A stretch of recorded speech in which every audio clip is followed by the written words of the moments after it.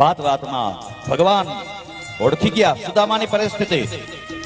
યાદ છે સુદામા ગુરુના આશ્રમમાં ભણતા અહીં આપણે ગાયું ચરાવવા ગયા હતા? તો કે હા. ગુરુ માતાએ ચણા આપ્યા હતા, ભૂખ લાગે તો ચણા ખાજો.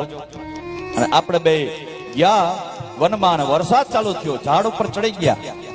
અહીં હે સુદામા, તારા દાંતમાંથી કટ કટ કટ અવાજ આવતો હતો. મેં તને પૂછ્યું કે આ કેનો અવાજ આવે? ત્યારે તે એમ કીધું મને ઠંડી લાગે છે, મારા દાંત એટલે ધ્રુજે છે એટલે અવાજ આવે. તો કે હા યાદ છે, પણ ખબર છે તું મારા ભાગના ચણા ખાઈ ગયો તો એ ચણાનો અવાજ આવતો હતો.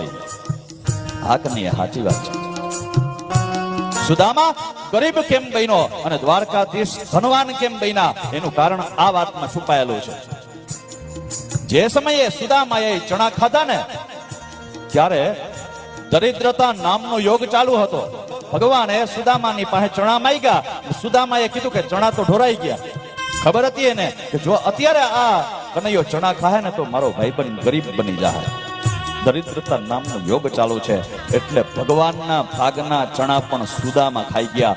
હું ભલે ગરીબ થાઉં, આ ગરીબ ન થાવો જોઈએ એટલે સુદામો દરિદ્ર બન્યો. આને ભાઈબંધ કહેવાય. મિત્ર એસા કીજીએ જો ઢાલ સરીખા હોય, સુખ में सदा पीछे અને दुख में आगे હોય.